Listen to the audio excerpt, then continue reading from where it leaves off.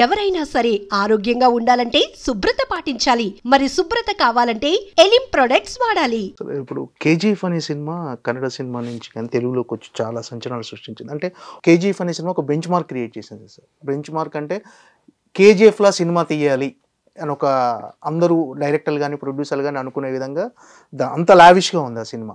Kingdom అనే సినిమాని ప్రశాంత్ నీల్ తీస్తే ఎలా ఉంటుందో అలా ఉంటుంది ఈ సినిమా అని ఒక చిన్న వ్యాఖ్య కూడా చేశారు. అంటే కేజీఎఫ్ స్టార్ట్ అయినప్పుడు ఇంతలా బ్లాక్ బస్టర్ అవుతుంది కానీ ఏమన్నా అనుకున్నారు సార్ అప్పుడు మీరు యాక్ట్ చేసేటప్పుడు? లేదండి, అంటే కేజీఎఫ్ స్టార్ట్ చేసేటప్పుడు we never knew it's gonna go pan India level. We never knew it will be, coming out in multiple languages. Start అయింది ఒక single chapter film, Kannada film అనేది స్టార్ట్ చేసాం. ఆ తర్వాత the way movie was shaped, ఒక confidence వచ్చింది. And such a brilliant team, the hard work కానీ, ఆ ఎఫర్ట్ కానీ, ఆ ప్రెసిషన్, ఆ conviction, that made this result possible. And ప్రేక్షకులు సొంతం చేసుకున్నారు అలాగా across the nation or even outside India also. Worldwide. So దానివల్ల అలాంటి ఒక రిజల్ట్ చూసాం. అండ్ ఏదో ఒకటి మంచి చూస్తే మనం కూడా అలా ఉండాలి అన్నో, దాన్ని ఏదో పొందాలి అన్నో, కొనుక్కోవాలని మనకు ఆశ వస్తుంది కదా. సో ఇట్స్ అలాగే ఒక మంచి టెంప్లెట్ స్టాండర్డ్ సెట్ చేసిన cinema we have to beat it అనో, లేదా ఆ స్టాండర్డ్ మనం కూడా సినిమా తీయాలన్నది అండ్ ఇంటెన్షన్ కలిగే సహజం. And that's not a bad idea. But how different we stand from that అనేది క్వశ్చన్ ఇక్కడ. ఆ సినిమా మీ కెరీర్కి ఎంతవరకు ప్లస్ అయిందండి? ఆ సినిమా తర్వాత వశిష్ఠ సింహ గారికి వచ్చిన ఆఫర్లు కానీ, బయట వచ్చిన రెస్పెక్ట్ కానీ ఎలా ఉంది ఆఫ్టర్ కేజీఎఫ్? ఆఫ్టర్ కేజీఎఫ్ కెరియర్కి ఎంత హెల్ప్ అయింది అనే దాన్ని మించి నాకు కేజీఎఫ్ ఇచ్చింది ఏంటంటే ఎక్స్పోజర్. నాన్ కన్నడ ఆడియన్స్ కూడా నన్ను గుర్తుపట్టేలా చేసింది. సో బయట ఇండియా దాటి వెళ్ళినా కూడా ఆ రికగ్నైజ్ చేస్తారు ఆడియన్స్. అండ్ చాలా ఫెసిలిటీస్ యూ విల్ నో కదా. ఇక్కడ ట్రిప్ వెళ్తారు, అబ్రాడ్ ట్రిప్ వెళ్తారు, అక్కడ మిమ్మల్ని గుర్తుపెడితే మీకు దే డూ దేర్ ఫేవర్స్ కదా. సో అలా చాలా చాలా అడ్వాంటేజెస్ అయితే కలిసి వచ్చింది నాకు. And it's the reach, it's the ఆ గుర్తింపు. ఓకే. యష్తో ఏంటి సార్ మీ రిలేషన్ ఎలా ఉంటుంది? యష్తో చాలా వెనకటి నుంచి తెలుసు. 2013లో నా ఫస్ట్ కెరియర్ బ్రేక్ వచ్చింది యష్తో పనిచేసిన cinema Rajahuli. So he was the hero, I was, అంటే ఇక్కడ స్పీడ్ ఉన్నోడు అని వచ్చింది కదా, దాని original version. So that is that decided my career. ఆ సినిమా హిట్ అవ్వకపోయి ఉంటే నేను సినిమాలో ఉన్నవాడే కాదు. సినిమాలు మోస్ట్లీ నాకు వర్కౌట్ అవ్వట్లేదు, ఇది చాలు అని I would have gotten back to IT. So that cinema made me stay, and that cinema made me an actor, professional actor అని చెప్పుకుంటా. అండ్ అప్పుడు చూసిన యష్, అప్పుడు పనిచేసిన యష్ ఎలా ఉన్నాడు అప్పుడు, ఇప్పుడు కూడా అలానే ఉంటాడు. మేబీ ఆ స్టార్డమ్, ఆ రీచ్ మారింది కానీ మనిషిలో మార్పులు లేవు. అదే సింపుల్సిటీ అనేది దానికంటే Yash is not simple, he is confident. Yash is precision. He is like ఇదేదో నేను ఒక 10 సంవత్సరాలు చేస్తాను ఇప్పుడు చెప్తాడు, చేసి తీరుతాడు. సో అలాంటి కన్విక్షన్ ఉన్న మనిషి. అంటే మీదేంటి sir IT background before cinema? ఒకవేళ అంటే మీకు సినిమాలో ఛాన్స్ రావడం అనేది చాలా ఈజీగా ఉందా, లేకపోతే సినిమా కష్టాలు ఇలాంటివి ఏమన్నా మీకు కూడా? నాకు సినిమా ఆఫర్స్ ఎప్పుడు నేను ట్రై చేయలేదు. ఆఫర్ గురించి సినిమా ఆఫర్స్ వచ్చినాయి, కానీ సినిమానే నా కెరియర్ అని ఎంచుకున్న తర్వాత ఉంది కదా struggle. That was the biggest hardship.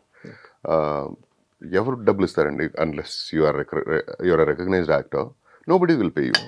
So ఒక ఛాన్స్ ఇవ్వడమే పెద్ద గొప్ప విషయం అంటారు. సో అలాగా ఇనిషియల్ డేస్ ఏంటి, దాదాపు 5 years that was no single rupee earned. పని మానేశాను, సేవింగ్స్ అంతా పోయింది. ఆ తర్వాత ఇంకా ఆ గుర్తింపు తెచ్చుకోవాలి, ఆ సక్సెస్ పొందాలి, ఆ తర్వాతే డబ్బులు రావడానికి స్టార్ట్ అవుతాయి.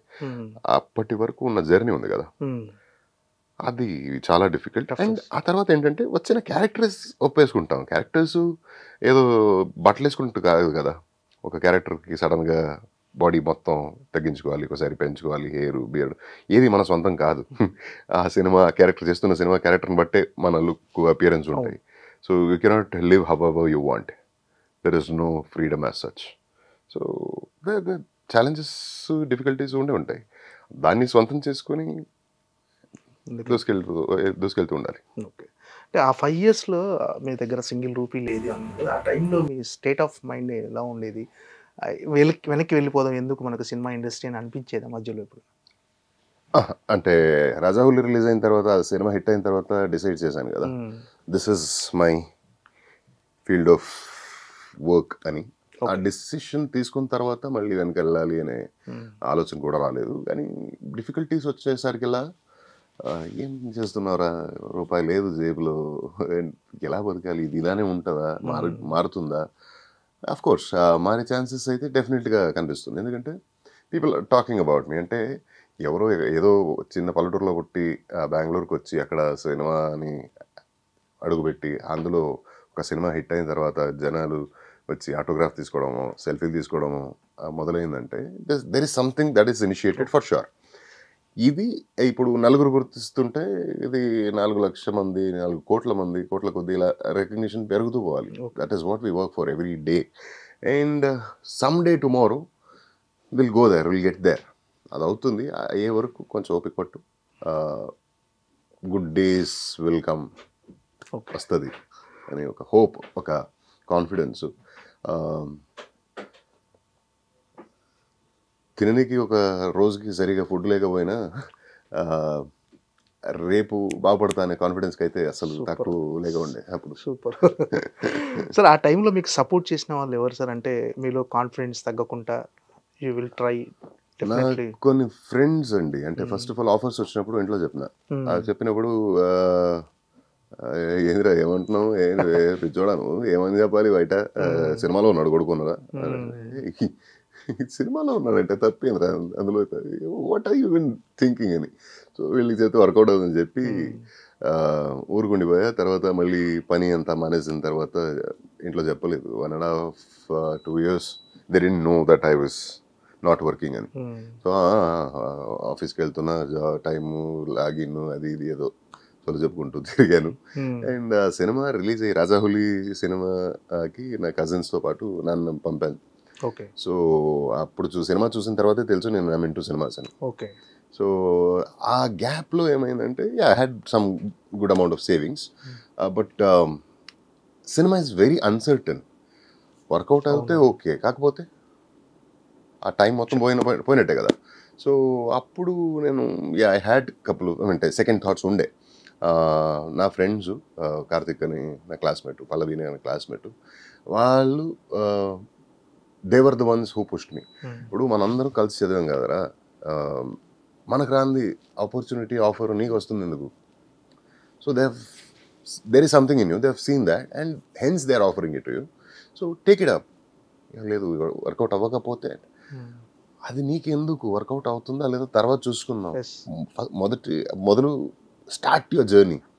So prepare yourself, start working, let's see what happens.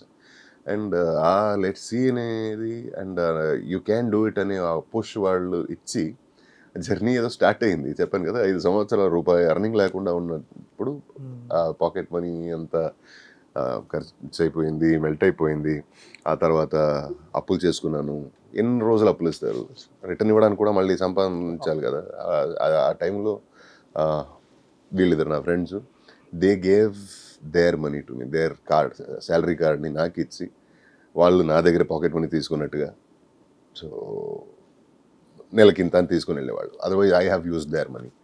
So I was blessed to have them. ఈరోజు హ్యాపీయా మీ ఫ్రెండ్స్ మిమ్మల్ని చూసి?